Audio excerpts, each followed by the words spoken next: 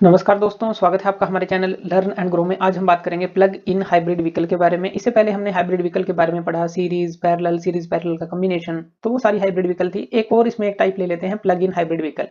अब इसके अंदर ये वर्ड यूज किया है हमने, प्लग इन, यानी कि जो हाइब्रिड व्हीकल होंगी हमारी, उसके अंदर हम एक और सिस्टम लगा देते हैं प्लग इन का।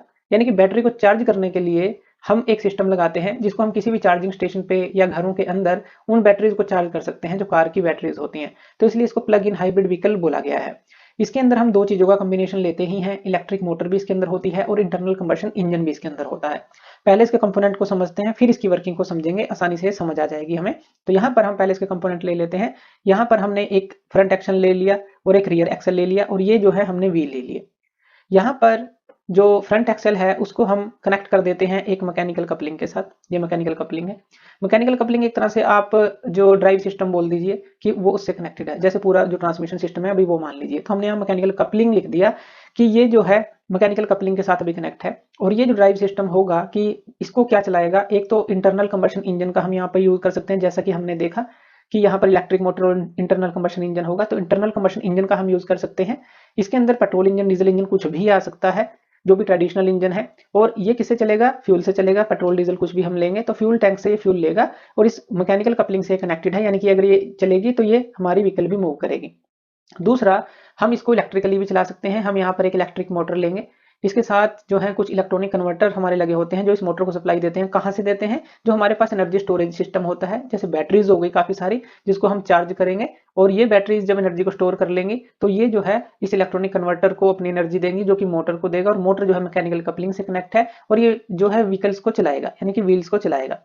और यहाँ पर बैटरी चार्जर लगा होता है जो कि इस एनर्जी स्टोरेज सिस्टम से कनेक्ट है। अब बैटरी चार्जर के साथ हम एक प्लग इन लगाते हैं, यानी कि यहाँ पर ये गाड़ियों के अंदर ये लगा होता है, जहां पर हम जो है बाहर से यहाँ पर प्लग इन करके इस बैटरी चार्जर के थ्रू इन बैटरीज को चार्ज कर सकते हैं।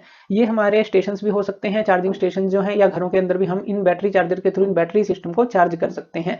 उसके अलावा भी इसके अंदर बैटरीज को चार्ज करने का सिस्टम होता है गाड़ी के अंदर ही, जैसे रीजनरेटिव ब्रेकिंग सिस्टम हो गया, या इंजन के साथ जनरेटर का यूज करके भी हम इसको चार्ज करते हैं। लेकिन एक बाहर से भी हम एक्सटर्नली प्लग इन करके भी इसको चार्ज कर सकते हैं, इसलिए मेन इसको ये नाम दिया गया प्लग इन हाइब्रिड व्हीकल, कि बाहर से भी हम इसको चार्ज कर सकते हैं। तो इसके अंदर कौन कौन से मोड आते हैं वो हम समझ लेते हैं। पहला मोड आता है इलेक्ट्रिक मोड ओनली। अब इलेक्ट्रिक मोड ओनली के अंदर क्या होगा, जब ये बैटरी जो है फुली चार्ज हो गई, मान लीजिए आपने एक्सटर्नली इनको फुली चार्ज कर लिया, तो ये जो प्लग इन हाइब्रिड व्हीकल है ये कंप्लीटली किस पे चलेंगे, सिर्फ ये मोटर ही इसको चलाएगी व्हीकल को, यानी कि ये सिर्फ इलेक्ट्रिक जो एनर्जी है, यहाँ पर बैटरी की एनर्जी जो है उसका यूज करेगी और ये चलेगी। ये जो है जैसे कि हम सिटी के अंदर ड्राइव कर रहे हैं जहाँ पर लो स्पीड की जरूरत है, तो वहां पर इस तरह की जो ये मोटर जो है, यानी कि ये काम करती रहती है उन स्पीड के ऊपर, यानी कि कम स्पीड पे आप कह सकते हैं ये काम करती ही रहती है।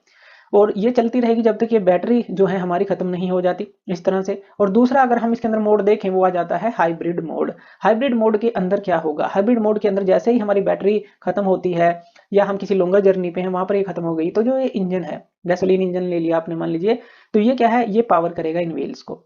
और ये डायरेक्टली या फिर जनरेटर के थ्रू उस समय भी क्या करता रहेगा, इन बैटरीज को चार्ज करता रहेगा, ताकि इनको हम दोबारा से यूज कर सकें।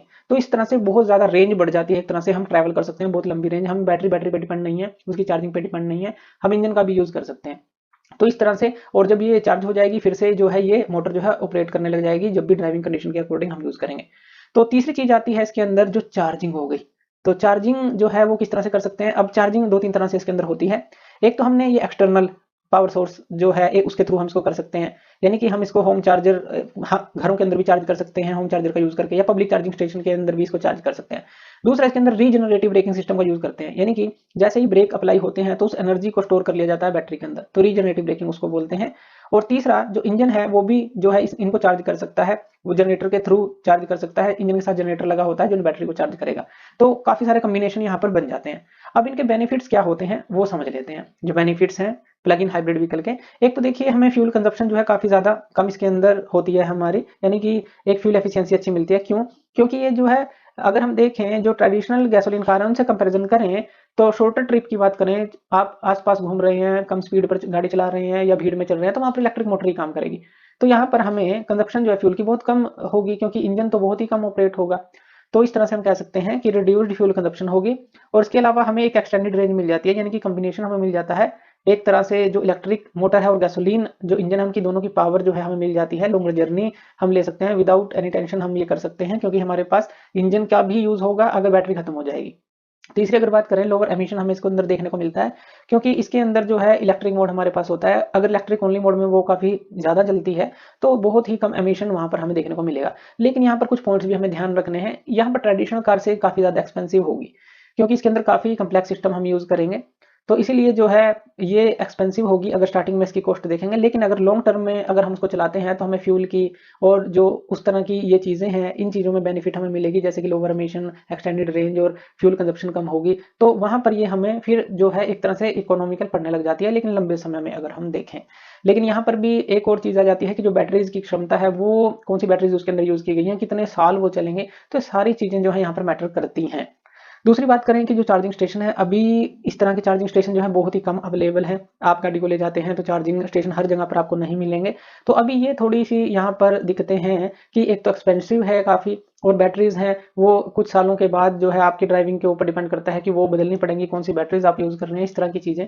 और जो चार्जिंग है अगर गाड़ी की करनी है, चार्जिंग स्टेशन जो है अगर वहाँ पर भी आप करेंगे भी तो वहाँ पर भी समय देना पड़ेगा। जैसे पेट्रोल डीजल भरवा के आप तभी चल देते हैं गाड़ी को लेकर, लेकिन अगर चार्जिंग करनी है तो वहाँ पर आपको खड़ा होना पड़ेगा। जो भी जितनी भी बैटरी डिप्लीट हुई है यानी कि खत्म हुई है उस हिसाब से 1 घंटा 2 घंटा जितना भी समय लगेगा, आधा घंटा जो भी होगा, तो आपको वहाँ समय देना पड़ेगा। तो इस तरह की थोड़ी इसके साथ जो है ये पॉइंट्स भी जुड़ जाते हैं, तो इनका भी हमें ध्यान रखना है। तो ये थी प्लग इन हाइब्रिड व्हीकल। तो थैंक यू वीडियो देखने के लिए, और इसी तरह की वीडियोस के लिए आप हमारे चैनल लर्न एंड ग्रो पे हमें सब्सक्राइब कर सकते हैं। धन्यवाद।